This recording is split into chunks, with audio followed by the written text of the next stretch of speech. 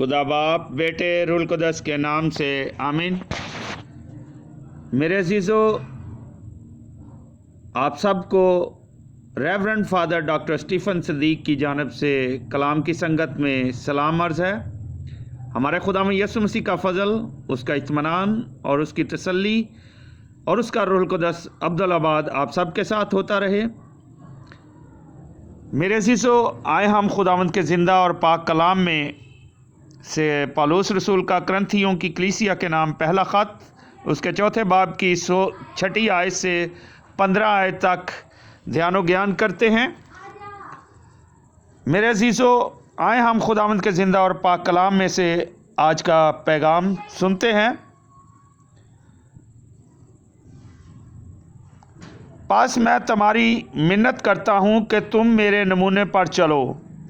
इसीलिए मैं अपने प्यारे और खुदावंद में दयानतदार फर्जंद तीमुथियुस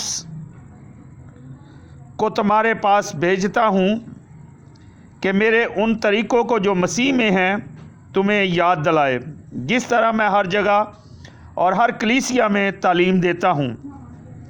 बाज़ ये समझ कर फूलते हैं कि मैं तुम्हारे पास आने ही का नहीं, लेकिन अगर खुदावंद चाहे तो मैं तुम्हारे पास जल्द आऊँगा और फूलने वालों की बातों की नहीं बल्कि उनकी कुदरत को मालूम करूँगा, क्योंकि खुदा की बादशाही बातों पर नहीं बल्कि कुदरत पर मौकूफ़ है। तुम क्या चाहते हो कि मैं तुम्हारे पास छड़ी लेकर आऊँ या मोहब्बत और नरम तबीयत से? खुदा का कलाम पढ़ा और सुना जाना हम सब के लिए बाइस से बरकत हो।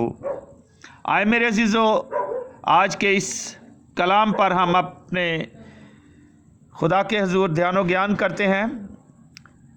पहले तो वो ये वजाहत करता है पौलुस रसूल के मसीही खिदमत और इंसानी लीडरों के पीछे चलने के ऐलान की बात करते हुए मैंने अपना और अपुल्लोस का जिक्र मिसाल के तौर पर किया है। अजीज़ मोमिनीन, अहले कुरिन्थस सिर्फ पौलुस और अपुल्लोस के गिर्द ही पार्टियां नहीं बना रहे थे, बल्कि अपनी कलीसिया में मौजूद दूसरे अशखास के गिर्द भी। लेकिन मसीही अदबो अदाब और शाइस्तगी को बरोए कार लाते हुए पौलुस ने किसी दूसरे का नाम नहीं लिया, बल्कि सारा मामला अपनी और अपुल्लोस की तरफ मुंतकिल कर लिया, ताकि इनकी मिसाल से मुक़द्दसीन सीखें कि अपने लीडरों के बारे में राय कायम करते हुए मुबालगा राय से काम नहीं लेना चाहिए। ना पार्टियां बना बनाकर अपने एहसास फ़ख्र और शेखी की तस्कीन का सामान करना चाहिए। वो चाहता है कि मुक़द्दसीन हर चीज़ और हर शख्स की कदर व कीमत का तयन पाक कलाम के म्यार के मुताबिक किया करें। चौथे बाब की 7वीं आयत, अगर एक मसीही उस्ताद दूसरे उस्ताद से ज़्यादा लायक और काबिल है तो इसलिए है कि खुदा ने उसे ऐसी तौफीक बख्शी है। जो कुछ उसके पास है वो उसे खुदा से मिला है। दरअसल ये बात हम सब पर सादक आती है कि हमारे पास जो कुछ है वो खुदा का दिया हुआ है। चुनाचे क्या वजह है कि हम गरूर करें या शेखी बगारें? हमारी सलाहियतें और नेमतें हमारी होशियारी या तेज़ फहमी का नतीजा तो नहीं है। चौथे बाब की 8वीं आयत, कुरिन्थस के मसीही अपने आप पर इन्हिसार करने लगे थे, खुद कफील हुए बैठे थे। वो तो पहले ही से आसूदा थे। वो अपनी रूहानी नेमतों की कसरत पर घुमंड करते थे। वो तो पहले ही दौलतमंद थे। वो तैश, आराम और आसाइश की ज़िंदगी बसर कर रहे थे। उन्हें किसी हाजत का एहसास नहीं था। वो ऐसे थे जैसे पहले ही बादशाही कर रहे हों, लेकिन वो ये अमल रसूलों के बगैर कर रहे थे। पौलुस कहता है कि काश कि तुम बादशाही करते, यानी वो वक्त आ गया होता जब तुम बादशाही करते, ताकि हम भी तुम्हारे साथ बादशाही करते। लेकिन किसी ने कहा है कि बादशाही करने के लिए पूरी ज़िंदगी तरबियत का ज़माना होता है। जब खुदा में यसु मसीह वापस आएगा और ज़मीन पर अपनी बादशाही कायम करेगा तो मसीही उस वक़्त उसके साथ बादशाही करेंगे। لیکن اس وقت تک ان کا اعزاز یہ ہے کہ اس ملامت اور لعن طعن میں شریک ہوں جو منجی نے رد کیے جاتے وقت دنیا کے ہاتھوں صحیح تھی۔ ایک عالم خبردار کرتا ہے کہ اگر ہم بادشاہ کے تاج پہننے سے پہلے خود تاج حاصل کرنے کی کوشش کرتے ہیں تو یہ بدترین بے وفائی ہے۔ تو بھی کرنتھس میں بعض مسیحی یہی کچھ کر رہے تھے۔ رسول تو مسیح کی ملامت اٹھا رہے تھے، لیکن کرنتھس کے مسیحی اسودہ اور دولت مند اور معزز تھے۔ وہ موجیں اڑانے کی فکر میں تھے، جبکہ ان کا خداوند اور استاد مشکلات اور دکھ اٹھا رہا تھا۔ رسم تاج پوشی کی تقریب میں امرا اور نواب اس وقت تک تاجک یعنی چھوٹے تاج نہیں پہن سکتے جب تک بادشاہ کو تاج نہ پہنا دیا جائے۔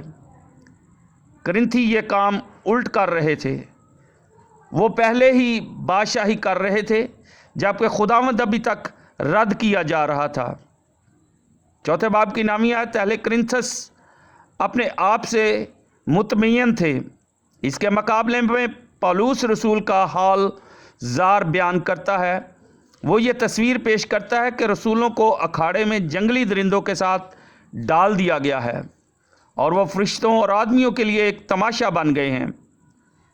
ایک اور عالم کہتا ہے کہ یہ موقع نہیں تھا کہ کرنتھی اپنے حال پر خوش اور مطمئن ہوتے، جبکہ کلیسیا تخت پر تھی اور رسول تلوار کی دھار پر۔ چوتھے باب کی 10ویں آیت، جبکہ رسولوں کے ساتھ مسیح کی خاطر ایسا سلوک ہو رہا تھا جیسے وہ بے وقوف ہیں، تو کرنتھی معاشرے میں ایسے عزت پا رہے تھے جیسے عقل مند ہوں۔ رسول کمزور تھے، مگر کرنتھس کے مسیحوں کو کوئی کمزوری نہ تھی۔ رسول بے عزت ہو رہے تھے، ان کے مقابل کرنتھی عزت دار بنے ہوئے تھے۔ چوتھے باب کی 11ویں آیت میں ہم دیکھتے ہیں کہ رسولوں کی نظر میں فتح کے جشن اور بادشاہی کرنے کا وقت ابھی نہیں آیا تھا۔ رسول بھوکے پیاسے اور ننگے رہنے کی تکلیف اٹھا رہے تھے اور ہر جگہ ستائے جا رہے تھے۔ مخالفین شکاریوں کی طرح ان کے پیچھے لگے ہوئے تھے اور ہر جگہ ان کا تعاقب کرتے تھے۔ نیز وہ بے گھروں کی طرح آوارہ پھرتے تھے۔ چوتھے باب کی 12ویں آیت، وہ اپنی روزمرہ ضروریات کے لیے اپنے ہاتھوں سے کام کر کے مشقت اٹھاتے تھے۔ لوگ ان کو برا کہتے تھے، مگر رسول ان کو برکت کی دعا دیتے تھے۔ وہ ستائے جاتے تھے تو مڑ کر وار نہیں کرتے تھے، بلکہ صبر کے ساتھ برداشت کرتے تھے۔ چوتھے باب کی 13 آیت، لوگ رسولوں کو بدنام کرتے تھے، بدلے میں وہ ان کو کہتے کہ خداوند یسوع کو قبول کر لو۔ مختصر یہ کہ وہ دنیا کے کوڑے اور سب چیزوں کی جھاڑن کی مانند بے قدر بنے ہوئے تھے۔ پولس رسول مسیح کی خاطر ان دکھوں اور مصیبتوں کا بیان کرتا ہے تو ہمارے دلوں پر اثر ہونا چاہیے۔ اگر پولس رسول آج زندہ ہوتا تو کیا کرنتھیوں کی طرح ہم سے بھی کہتا کہ تم نے ہمارے بغیر بادشاہی کی؟ چوتھے باب کی 14ویں آیت میں پولس تفرقوں اور جھگڑوں کے موضوع پر ایمانداروں کو آخری بار نصیحت اور تنبیہ کرتا ہے۔ اسے احساس ہے کہ میں طنزیہ انداز میں بات کر رہا ہوں، اس لیے وہ وضاحت کرتا ہے کہ میں تمہیں شرمندہ کرنے کے لیے یہ باتیں نہیں لکھتا، بلکہ اپنے پیارے فرزند جان کر تم کو نصیحت کرتا ہوں۔ وہ کسی تلخی کے باعث ان سے مخاطب نہیں ہے، بلکہ دل سے چاہتا ہے کہ ان کی روحانی اصلاح اور ترقی ہو۔ رسول ان کو 15ویں آیت میں یاد دلاتا ہے کہ اگر مسیح میں تمہارے استاد 10,000 بھی ہوتے تو بھی ایمان کے اعتبار سے باپ ایک ہی ہے۔ عزیز مومنین، پولس خود ان کو مسیح کے پاس لایا تھا، وہ ان کا روحانی باپ تھا۔ بہت سے دوسرے افراد ان کو تعلیم دینے کے لیے آ سکتے تھے، لیکن کسی کے دل میں وہ ہمدردی اور احساس نہیں ہو سکتا جو ان کو خدا کے پاس لانے والے کے دل میں ہو سکتا ہے۔ پولس تعلیم دینے کی خدمت کی بے قدری نہیں کر رہا، بلکہ صرف وہ بات کہہ رہا ہے، جو ہم سب جانتے ہیں کہ سچ ہے کہ بہت سے لوگ مسیحی خدمت میں لگ جاتے ہیں لیکن ان کو مقدسین میں کوئی ذاتی دلچسپی نہیں ہوتی۔ یہ دلچسپی صرف اسی خادم کی طبیعت کا حصہ ہوتی ہے جو ان کو مسیح کے پاس لایا ہو۔ خداوند خدا ہم سب کو اپنی برکات اور فضائل سے مالا مال کرے تاکہ ہم اس کے کلام کے مطابق چلتے ہوئے اپنی زندگیوں کو خدا کے کلام کے مطابق گزار سکیں۔ خدا ہم سب کو برکت دے، آمین۔ آئے میرے عزیزوں، ہم مل کر وہی دعا کریں جو خدا یسوع مسیح نے خود ہمیں سکھائی ہے۔ اے ہمارے باپ، تو جو آسمان پر ہے، تیرا نام پاک مانا جائے، تیری بادشاہی آئے، تیری مرضی جیسے آسمان پر پوری ہوتی ہے زمین پر بھی ہو۔ ہمارے روز کی روٹی آج ہمیں دے، اور جس طرح ہم اپنے قرضداروں کو بخشتے ہیں تو ہمارے قرض ہمیں بخش، ہمیں آزمائش میں نہ پڑنے دے بلکہ برائی سے بچا، کیونکہ بادشاہت، قدرت اور جلال ہمیشہ تیرے ہی ہے، آمین۔ سلام مریم، پرفضل، خداوند تیرے ساتھ ہے، تو عورتوں میں سے مبارک ہے تیرے پیٹ کا پھل یسوع۔ آئے مقدسہ مریم، خداوند کی ماں، ہم گناہ گاروں کے واسطے دعا کر، اب اور ہماری موت کے وقت، آمین۔ جلال باپ، بیٹے، روح القدس کا ہو، جیسا کہ ابتدا میں تھا، اب اور ہمیشہ ہوگا، آمین۔ اب ہمارے خدا یسوع مسیح کا فضل، خدا باپ کی محبت، رفاقت اور شراکت آپ سے لے کر ہمیشہ تک ابدالآباد آپ سب کے ساتھ، بیٹے بیٹیوں کے ساتھ، بہن بھائیوں کے ساتھ اور تمام عزیز و قارب کے ساتھ ہوتی رہے، آمین۔ خدا باپ، بیٹے، روح القدس کے نام سے، آمین۔ عبادت ہو چکی، صلح اور سلامتی میں رہیں اور خداوند کی خوشخبری دوسروں تک پہنچائیں۔ اس عبادت کے اینڈ میں آپ سے ایک اور ریکویسٹ ہے کہ ہمارے اس چینل کو لائک کریں، اپنے عزیز و قارب کے ساتھ شیئر کریں اور سبسکرائب کریں تاکہ آنے والا نیا جو بائبل اسٹڈی کا پروگرام ہوگا وہ جلد از جلد آپ تک پہنچ سکے۔ خدا ہم سب کو اپنی برکات اور فضائل سے مالا مال کرے، آمین۔